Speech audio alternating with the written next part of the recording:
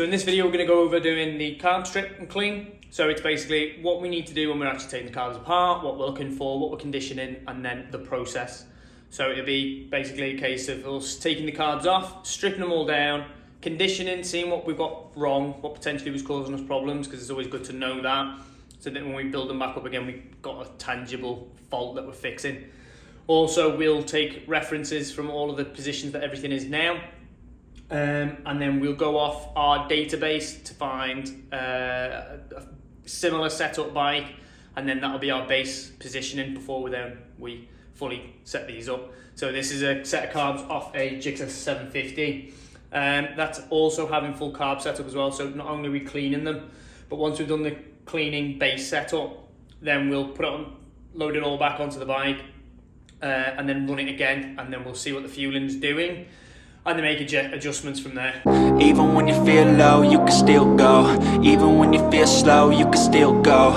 Even when there's no hope, you can still go. I never answer to no, man, I still go. Go, go, go, go, go, go, go, go, go, go, go, go, yo, go, go, go. Hustle hard, hustle every single day. I'll be making moves till I'm buried in my grave. To the system, I don't wanna be a slave. I've been doing shit my way, or the highway, and in the driveway. So we got the carbs off, we've got them all stripped down, and now we're looking through to condition them. In all fairness, this isn't too bad. They have actually been stripped and cleaned in the past, fairly recent past. It's also got a dyno jet kit in, which what a dyno jet kit is essentially it's a set of needles, some different main jets, and then a little bit of extra. Sometimes different models have different things. So sometimes you'll be drilling out the slide lift holes, or you'll be blocking airways and stuff like that. This particular one, I haven't actually looked up what the kit says. I have fitted a couple of dyno jet kits to this model of bike before, but it was a while ago, so I can't remember. But someone has drilled these slide lift holes. I'm not convinced that it's in line with the actual instructions, so I'll investigate that. But from this point now, we basically pull all the O-rings apart, replace all the O-rings, and then we take all of the brassware and get it into the ultrasonic. So this is our ultrasonic cleaner. What an ultrasonic cleaner is basically it's a hot bath with acid that then vibrates really aggressively, and that vibrations helps to break down any deposits and loosen up any debris in there. Once it's out of the parts washer, warm water, get rid of all the acid, give it a real good blast out with the airline, and then we're checking to make sure that every jet, all the orifices are completely clear, and then we can see through them. Not only are they clear, but are they completely circular. So sometimes you'll be able to see through them, but there's still little bits of debris in there, and you can actually see it. You can see it if your eyesight's good. So we'll make sure that they're completely clean, and then we go through and start to build them all back up. Also, the throttle bodies themselves, or the carburettor bodies themselves, will also be clean now. So we'll basically give them a really good dig out with some parts washer fluid, and then they'll be sparkly as well when we start building them all back up. So let's go. Step 1, wake up early, gonna rise with the sun. Step 2, get some good, some food in you. Step 3, think real hard about what you wanna be. Step 4, everybody just do your thing. Wake up, today's gonna be a good day. Wake up, today's gonna be a good day. Wake up, today's gonna be a good day. Wake up, today's gonna be a good day. Wake up, today's gonna be a good day. Wake up, today's gonna be a good day. Wake up, today's gonna be a good day. Wake up, today's gonna be a good day. Yo, set your affirmations, aspirations. I got shit to do, the aftermath of preparation. Good food, good mood, blood in circulation. One step at a time, yeah, that's how you make it. Set a goal you control and the steps you take them. I try to pick one thought, have some concentration, and if I make a mistake, it's called education. I try to do this every day, call it replication. Wake up, today's gonna be a Quick other thing to be aware of is when you actually do take out the main jets, which are the bigger ones, they've got little tiny numbers on, really hard to see depending on how your eyesight is. So sometimes having a little magnifying glass is going to help, but you do need to make sure that where these jets go. So on some models of eye, the the jets aren't all the same. So the inner jets could be bigger or smaller. Sometimes that doesn't make sense because in our world, if you're on the outer cylinders, they're going to run cooler because you've got a lot more cold air going past. But for some reason, some of the old manufacturers, they will actually run bigger jets on the outside and smaller jets on the inside to do with airflow and stuff. So you've got to make sure that you pay attention to which jets go where. So just get your magnifying glass out when you're checking those jets first before you lay them out. If then they are different, then you've got to pay attention to when you put them in the ultrasonic cleaner, that you know exactly where they go. You grow, you show yourself a foundation. Stay away from all the shit that causes temptation. I know that I like to do it cause it's sensation. I live my life in my head like a narration. Don't expect greatness, do my best, man, I'll take it. Wake up, today's gonna be a good. Okay, so these are little air restrictors. If you can kind of see that there, you can just see there's a tiny little hole in it. And that actually fits inside where the float is. It sits inside there, and it's just like a tiny little extra restrictor. And we've got 3, and there should be 4. So we're missing one. One's clearly been missing, and that could be the cause of the fault that we've currently got, which is just overfueling like death, and it could be down to them. So we've got to try and find one there, which you will not be able to buy these. You'd have to buy the whole set, well, the whole float on its own with it already fitted. So we'll just have to dig in and find one of them. Time jump. So we have got a new set of carburettors supplied by the customer. Essentially, it was cheaper to buy a set of carb than it was to buy everything individually. Also, the time scale is going to take months to get everything. So now we've got the air restrictor that we needed in the float assembly, and we've also all got new slides. As I say, originally these on the original set, they've been drilled, which when you drill out the slide lift holes, which is a common mod, what it's supposed to do is it helps get the slide to lift faster. But it actually can do the opposite, because if you drill a hole too quick or too big, what happens is there's not enough vacuum at the top to be able to actually lift the slide up. So essentially it just equalizes the pressure and the slide barely moves. So having the holes the exact right size is quite critical. And unfortunately on the original ones, because of the fact that they've been drilled oversized, it's a bit of a pain we can fix it, but it is a bit of a pain, so it's much easier to put new ones in. So full set of carbs with the slides, we can change the slides over and we can change the float assembly over, so we can get cracking.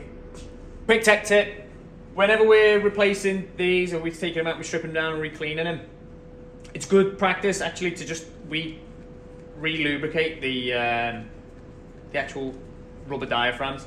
So these are rubber, so over time obviously they get dry out and they start to perish, and these are on old bikes now, obviously carburettors. There's not been that many carburetted bikes in the last 20 years. So these unfortunately decay and they become brittle. So to prevent them basically cracking and perishing, hopefully for another decade, essentially all we do is we just rub a little bit of rubber grease or grease around the actual diaphragms. It also helps clean. So if you rub them up, you'll basically get any debris and bits of grime and stuff off the actual diaphragm, and it also makes them supple again, so it stops them from tearing.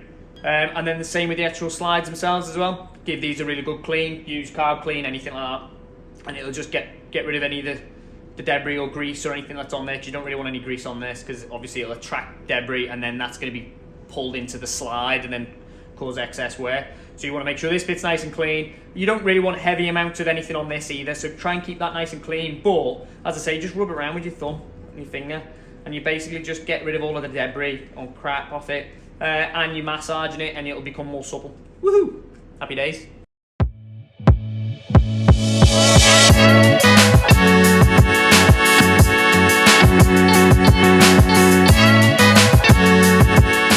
So we've got the emulsion tubes in and the main jets are in, and then the internal little plastic housing for the slide. The thing that we're doing here is basically the actual float needles. What we want to do with these is just, there's a little spring-loaded plunger inside. If you can see that, you can see it just pops up and down. So we're just making sure that that spring's okay and it's not stiff, because on some bikes, if they've been in for a long while, they can get a bit grim. And then the actual rubber needle tip.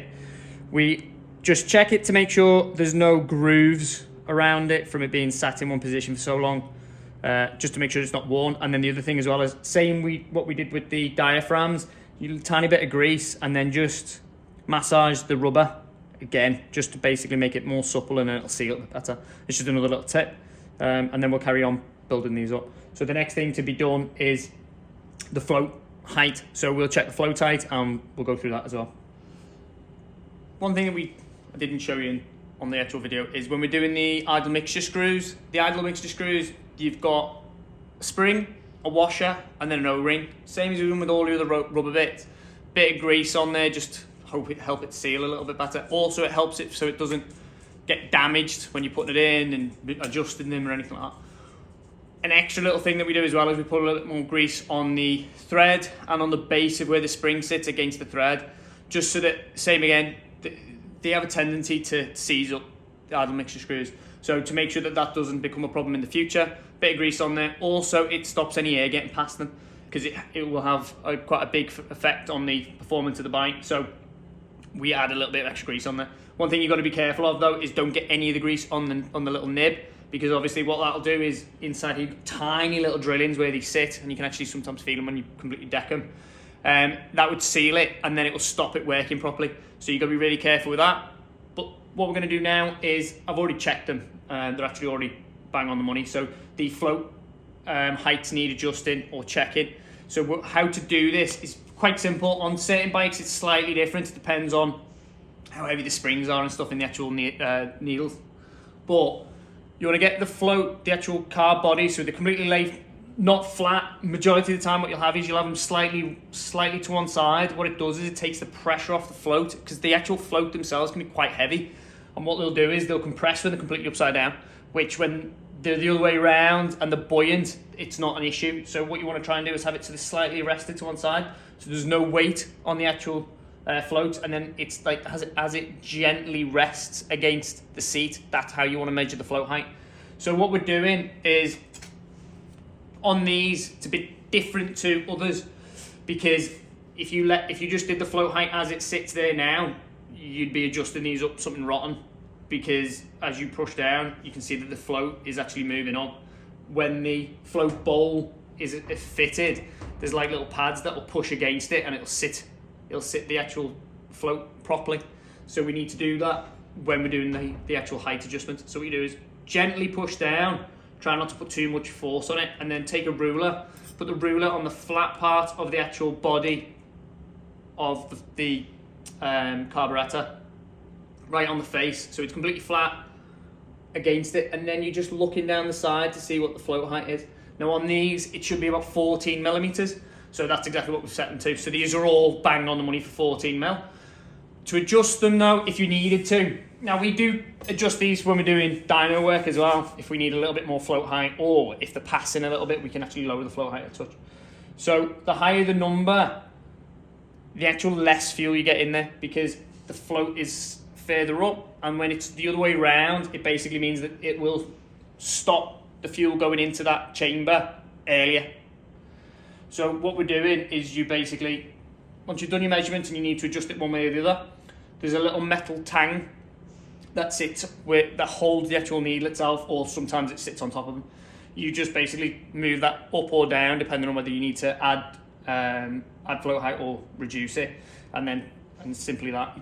Be very gentle. They're only really thin, so just be gentle when you're adjusting it, and then take your time to adjust them all. And again, make sure that they're all about the same, and then you're pretty much away. That's pretty much it for the float height, and we'll carry on building them up.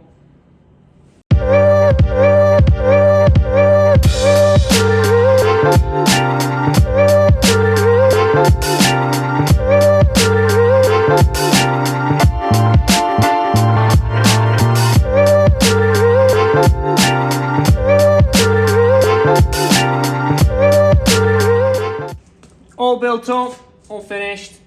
We've got the vacuum pipes. I'm going to sort them out because they're a little bit naff. But apart from that, it's all pretty much done.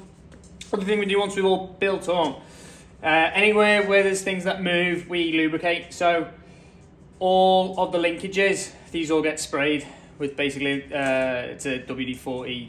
It's EZ lube, but it's like a multi-purpose lubricant, just to keep these nice and free, and then they'll work a little bit better. Also, spray them on these as well. Also helps to be, when you've got to balance it all up, that it'll set up properly. Same with any of the moving parts. So where there's little nylon bushes and stuff, we'll grease all of this stuff as well, just to keep it all working as best as it can. Didn't really see anything going on at the top, but pretty straightforward. Just put the needles into the actual slides, throw them back in. Sometimes it can help if you keep the spring on top of the slide, just to help locate the needle into the emulsion tube. It just makes it a little bit easier sometimes. And also, if you do need to, you put your fingers inside and just pop it into it, it'll slide in properly. And that's pretty much it with these. Sometimes you want to maybe put a tiny little bit of grease around the seal, just to make sure that seals properly.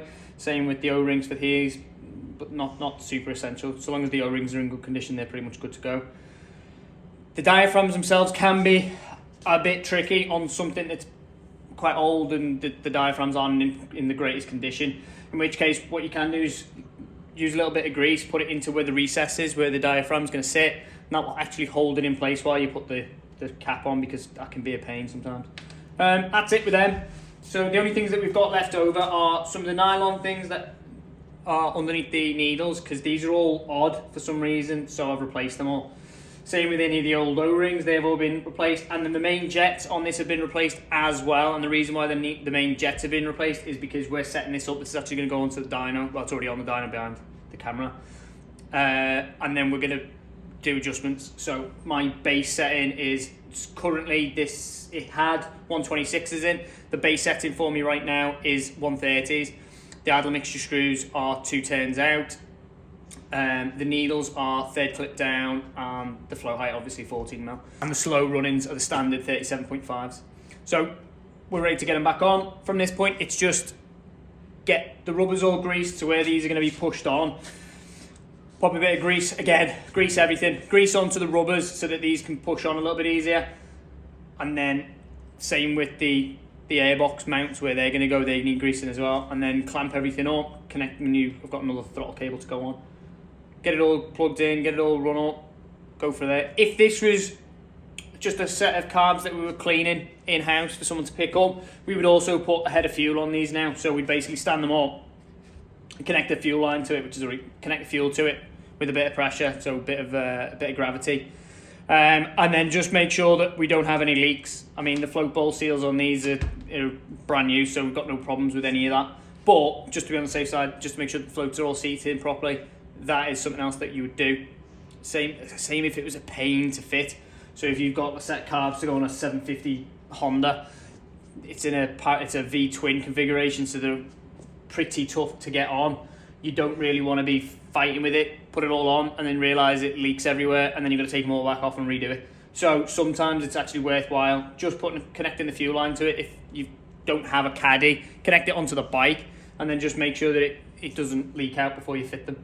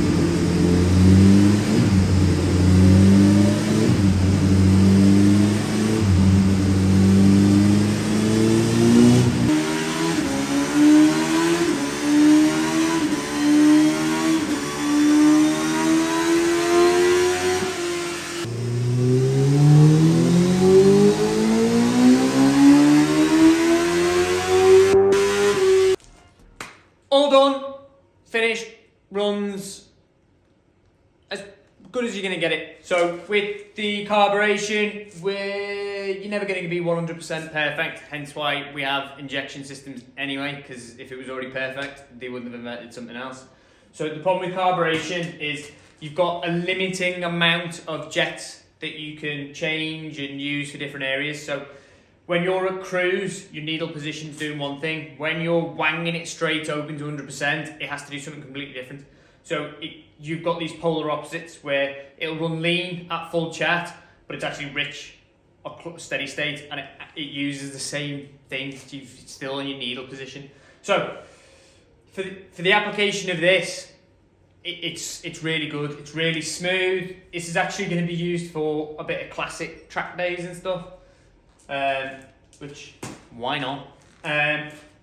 But also be used on the road. So we need to have that happy balance between being able to cruise properly without it fouling plugs and causing problems, but being also able to come out of a corner and really get on it. So because of that, we've got to bear that in mind when we're doing the setup, so that we can be a bit more accurate with the needle position. All in all, really happy with it. It runs really well, it idles really well. It didn't go through the throttle body balance, the carb balancing on this. But it's no different to any of the carburation systems. So basically, you've got the little take-offs at the top of the diaphragm caps. These actually have a little brass drilling that goes all the way down into the actual body. That is on the engine side of the throttle body, so it's after the slides and the butterfly valves. That means it gives it perfect vacuum from the engine. So you're basically balancing them. What that means is you are setting the performance of each cylinder equally. So by setting them all up equally, it settles the engine down so it doesn't have flutter. So essentially what happens is if one cylinder's working really hard, it's kind of doing all this and it's shaking itself to pieces. Whereas if they're all evenly distributing the power, you get a nice patter from the cylinders, all equal, which means it'll idle better. It'll also start a little bit easier. And albeit that throttle body balance, the actual carburettor balance, it only affects the idle circuit. It does have quite a big difference to the way the bike performs, because of the fact that when you're closing the throttle and it drops to idle, it just idle, it's idling better there. So then when you pick up throttle again, it's not fluttering and it's not hesitating and causing all kinds of problems. So it actually makes a big difference, especially on the road. So that's all been done as well. Now the way that works is our gauge looks like this. So it's a digital vacuum gauge. So you've got 4 columns, and each one of these columns will then give you a reading of how it works in mercury levels. So it's how much vacuum you're creating, how much draw you're getting. The mercury gauge is basically how much negative pressure you need for it to raise a certain amount. Kind of the same way, except it's digital. So we basically just using that vacuum gauge to then set each cylinder so that they all work the same. From that point then, we're pretty good. We just reset the idle, because as you adjust that, you'll need to trim the idle speed down. Quick tweak on the idle mixture screws again. Once it's all done, you can kind of do it by ear. So there's a couple of different ways to do the idle mixture. Obviously we've got a dyno, so we've got lambda sensors, so we can see exactly what the fueling is. But sometimes we're doing that as a combination, so we're not doing separate cylinder fueling on this. We're doing all 4 together, and we just kind of take it's like a mean value. But what we can actually do is you can do them individually. So you're basically waiting for the engine to pick up, and this is old school way of doing it. You would literally just adjust the idle, listen to the revs pick up, and then back it off a quarter of a turn, half a turn, so it's not running too lean, too rich. And that's kind of how you would do it. Now I'm going to redo this entire video because I've gone way too far into something that should have been, wait, it's done. We are all finished, ta-da. Look at that. Look at this.